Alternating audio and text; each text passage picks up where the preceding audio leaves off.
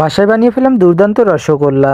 পুরো রেসিপিটা দেখার জন্য অনুরোধ রইল। প্রথমে আমরা দুধ নিয়ে নিলাম। এখন আমরা এই দুধটা চুলার উপরে বসিয়ে দিলাম। আমরা এখন এই দুধ থেকে ছানা বানিয়ে নিব। মাত্র 3টে উপকরণ দিয়ে দুর্দান্ত রসগোল্লা আপনিও বাসায় বানাতে পারেন। দুধ, চিনি আর ডিম, এই 3টে উপকরণ দিয়ে বানিয়ে ফেলুন রসগোল্লা। দুধের ভিতরে আমরা দিয়ে দিলাম 2 চামচ ভিনেগার।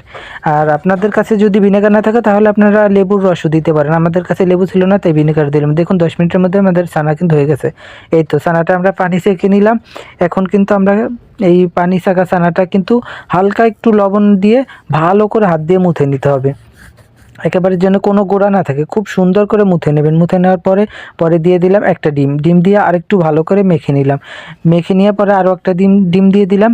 এখন এই ডিমটা দিয়ে ভালো করে মুথে নিতে হবে। আমরা এই দেখুন মাত্র 3টা উপকরণ দিয়ে ঘরে বসে খুব দুর্দান্ত সুন্দর এবং সুস্বাদু রসগোল্লা বানিয়ে ফেলতে পারেন। এই যে আমাদের ভালো করে মুথা শেষ। এখন আমরা কিন্তু এটা 10 মিনিটের জন্য আমরা ফ্রিজে রেখে দেবো, ডিপ ফ্রিজে। আপনার হাতে যদি সময় থাকে আপনার আধা ঘন্টার জন্য নর্মালেও রেখে দিতে পারেন। তাই আমাদের এই তো আমরা ডিপ ফ্রিজের মধ্যে 10 মিনিটের জন্য রেখে দিলাম। এখন আমরা একটা কড়াইতে পানি দিয়ে দিলাম। পানির মধ্যে দিলাম চিনি, 1.5 কাপ চিনি। আমরা শিরা বানিয়ে নেব। এর মধ্যে 10 মিনিট পরে আমাদের কিন্তু 10 মিনিট হয়ে গেছে। এখন আমরা ফ্রিজ থেকে ছানাটা বের করে নেব।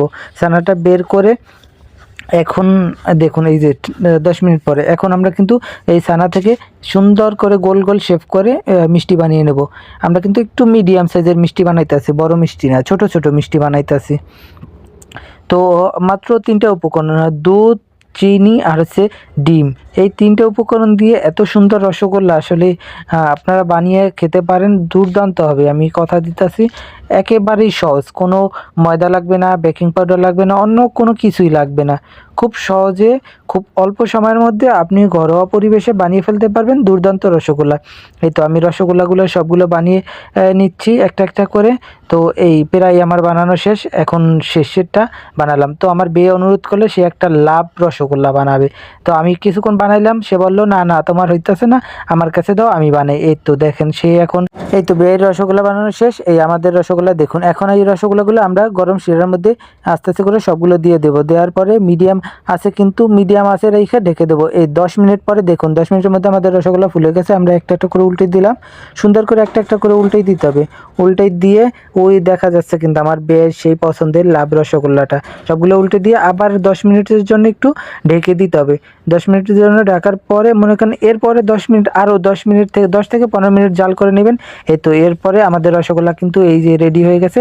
এখন আমরা কিন্তু প্লেটে ঢেলে নিচ্ছি ফ্রিজে। এখন আমরা খাবো। একটা রসগোল্লা কিন্তু আমি অবশ্যই আপনাদের ভেঙে দেখাবো ভিতরটা কেমন হয়েছে। দেখুন একেবারে সফট, একেবারে কোনো শক্ত নেই, কিছু নেই, সফট।